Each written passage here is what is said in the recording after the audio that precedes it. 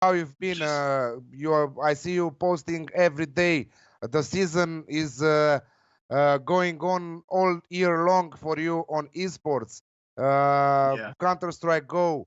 Uh, I, I'm losing. There are so many tournaments going on at the same time. How you are able to see them or to cap them, or how you're doing it? It's like tennis in that sense. And it's because of how much esports stuff there is. I only do men's tennis. You sort of have to pick and choose with these sports that are sort of 365 days a year. And CS:GO is just one of the esports, right? So I know guys that will only bet CS:GO. They won't even look at the other games, and they're still busy. So with this tournament, it's I mean, we're into Let, June let, right let's now. let's let's first say about what tournament we're talking about. The ESL Pro League Season 9 World. And I have a big question for you. I see the losers stage and the winner stage. Please Yeah. tell us why. Yeah. So that's another thing. Like the every esports tournament, the format is different. The structure is different. The one this week is split into a group A. So there's 16 teams. It's a group A and group B. Everybody starts in A or B bracket, which is the upper bracket. You lose from there, you go to the lower bracket. You lose from the lower bracket, you're out. Two teams from the upper bracket move straight to the playoffs. The number one team in the upper bracket goes to semifinals. The number two team in the upper bracket goes to quarterfinals.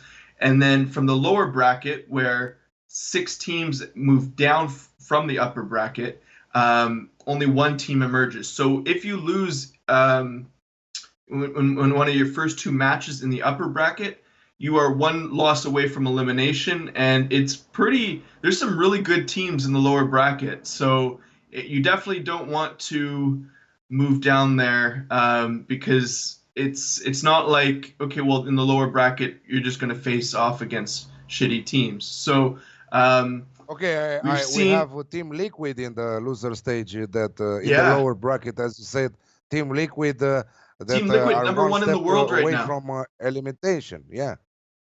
Oh, my Uh, video's we there. Am I No, there? no, you're Okay. back. You're back. Yeah, but yeah, Liquid. So remember, I think I was either chatting with you or Nat in the last Yes. couple weeks, and I was sort of saying Liquid number one team, right? Like, should we be Yeah. So respecting they that are. top position? So practically, they are one step away from getting eliminated, right? Yeah, that's right. And so tomorrow they have to win two more matches to get to playoffs. Um, but so tomorrow, so the matches just went up. So day two finished about So 30 minutes ago. And so okay, far, day one, we I was have down two the units, had a couple close losses. Day two, I think I went 4 and 5. I think it was about a 1 unit loss. But you know me, I was on like some 5.0 dogs and 8.0 dog, some really big ones. And we had a couple close ones. Like Luminosity came really close to taking a map against MIBR. But I'm going to continue to take those shots because that's why one of the reasons why we bet esports. The lines are not efficient. We frequently see these dogs upset much better teams on paper. So this is something always to be concerned about is what, just like other sports, if the favorite is overhyped, overvalued, then you have to look the other way. I mean, today Liquid really took care of business against Tyloo. Um, and they were justified at like a 1.5 on the spread, but a 1.2 1.3 to go 2-0 is just crazy considering the talent level that's at the tournament. So it's something that you have to remember there is a limit to how frequently these favorites will take care of business. But So yeah, so in this competition, do you have a favorite future odds, an outright odds, who will win the competition or something similar? Who will make it to the so finals? Do we have odds for that, or do we don't have yet? We did before the tournament started. Sometimes they open up right before the playoffs start. So like after tomorrow, you can hop on one of the remaining 6 teams for who will win. Most of the value's kind of depleted on everybody but the bigger dogs at that point. Um, in the case of this tournament, Astralis was priced at like 2.1, 2.2 everywhere. Given what we saw from them last week at ECS in London, I didn't like that price at all. I thought it should be minimum like a 2.6, 2.7, and so I decided to pass on that. Liquid, the #1 team in the world right now, who still has yet to beat Astralis at like a truly big land like this one. They were priced around, I think, 3.2 was about the average price. I didn't want to take a shot at that either because Liquid, look at them, they lost their opening match against North. I mean, this is of the remaining teams. Let me just go through of the remaining teams: Astralis, G2, FaZe and Mouse Sports, Liquid, and North. Those are my teams that truly have a contending chance to win. So FaZe and Mouse Sports are both through to the playoffs for sure, but they will play tomorrow to decide who goes to semifinals and who goes to quarterfinals. Do you want me to go through the what I've taken a look at for the bets tomorrow, or do you want me to talk about Astralis Yeah, NRG? no, absolutely. We are talking about the Okay, best bets for tomorrow. I was just breaking down a little bit how is great. the tournament going, what is happening with the loser stage, winner stage, and so on. We have two comments for your T-shirt. John T says that he respects the T-shirts, Canadian boy, and failed at life 666. 666 says top button unbutton 10 out of I 10 last know, I video. know. I thought it And was coming on the don't show worry, first. don't worry. You will see Craig Edwards later on with his golf stuff. He has the same thing with you. You guys are hot. I understand that. I totally do. After we finish the Yeah, video, England is I just will so take out tropical, my. Alex. England is really tropical this time of year, right? Don't tell me about tropical. Don't tell me about the 33 Celsius today. Come on. I'm dying sweating here, and you have the unbuttoned shirt. Come I on. You know. must be ashamed I of know. yourself. I got no sleeves on under this one. Yeah. All right, let's get into it quick because I know Craig will be wanting to get on here. So right now, only two books that I use have lines up: Betway and Bet Online. Betway has the -1.5 Astralis against NRG at 1.80. Earlier, when I was writing the article previewing the matchup, it was 1.85. The 1.80 still has value. I would say you could take it probably down to 1.7 here, and it'll be a lot of more of it will be the substance of why it will be in the article. I just think NRG, given that they've just gone through a roster swap with their in-game leader, they have looked decent. Don't get me wrong against G2 and Fnatic. And Astralis has kind of been looking a bit loose, a bit sloppy. And NRG has potential to take a map against Astralis, especially if they get a train or if they get Mirage. Mirage is a map that Astralis has lost. Also, Astralis will be picking Inferno or Nuke here, depending on which map NRG bans.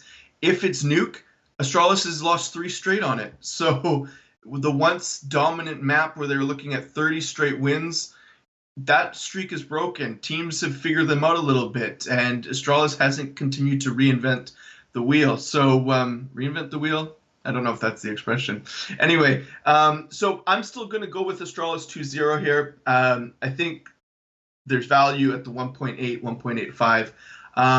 The other match that already has a lineup at Betway was North Let me ask versus you. Let MI. me ask you. There are two matches very balanced. MIBR versus North. Yeah, MIBR 1.95, North 1.83, and FaZe yeah, versus Mouse Sports yeah. 1.92 and 1.86. And do you think that is clever to do in-play betting? Because what I'm hearing from you is like when I cap football about the where they're playing home or away, how important is this competition for them? But you are saying about maps. Some Yeah. teams love some maps and they are very good at them, and some others different maps. So basically, let's in-play them. Let's see what is the map that they love. They will choose their map. We go directly in play and we win some money, right? Yeah, so one of the things that's helped me remain really profitable through the last few years in CSGO betting is by figuring out, to the best of my ability, which maps are likely to come up in what in the series. So which maps will be banned right away, picked right away, and then what is likely to be the one or two decider maps. The reason you want to get ahead of the actual veto is because the moment the veto happens, the odds shift significantly. So because people do exactly what you did, which you just said. The common sense thing is, I don't want to take the chance, so I want to see it. It's kind of like, well, no, it's not like that. I'm trying to think of a sports comparison.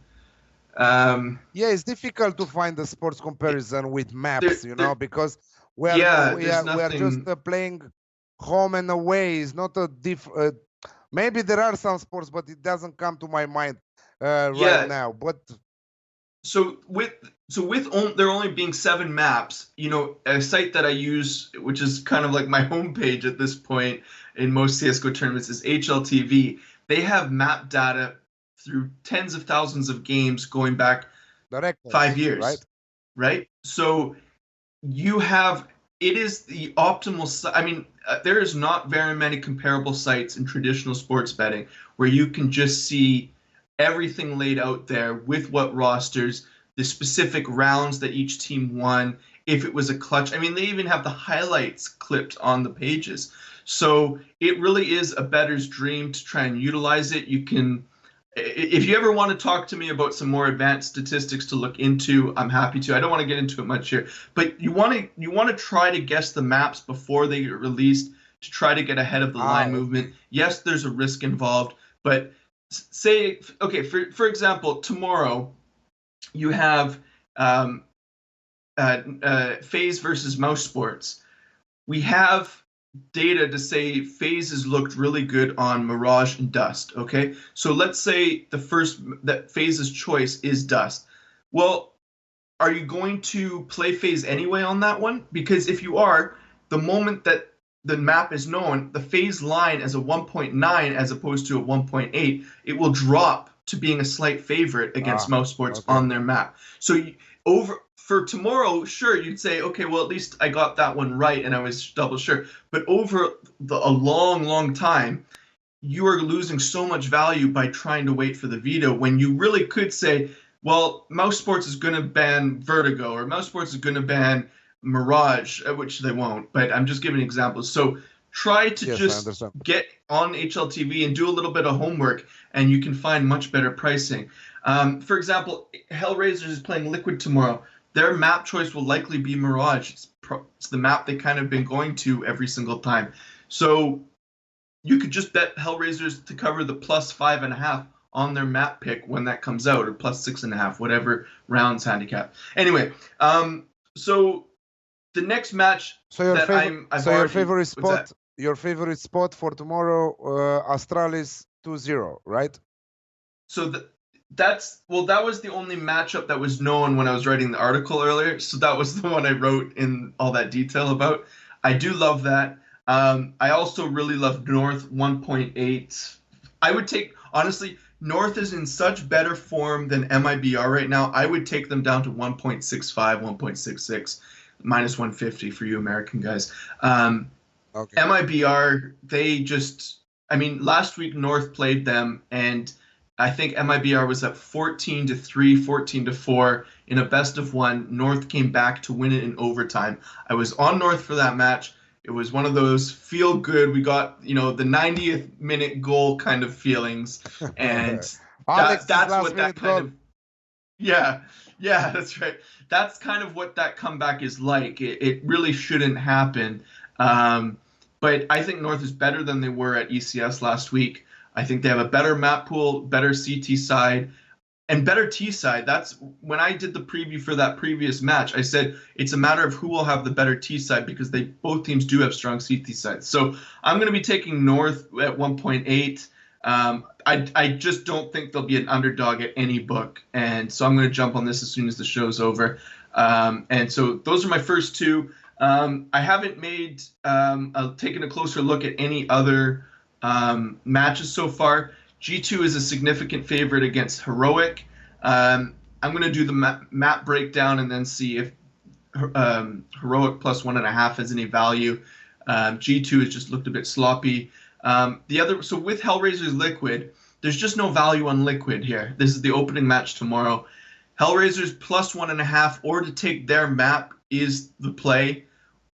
I think Liquid minus 1.5 is going to be like 1.3, 1.4, something really, really short. Yeah, it's 1.3 at Betway, 1.4 at BetOnline. So okay. I'm going to take Hellraisers plus 1.5. Hopefully the map is Mirage. Hopefully they have a bit more to show for. And then I'll take Liquid 2 to win 2-1 on that.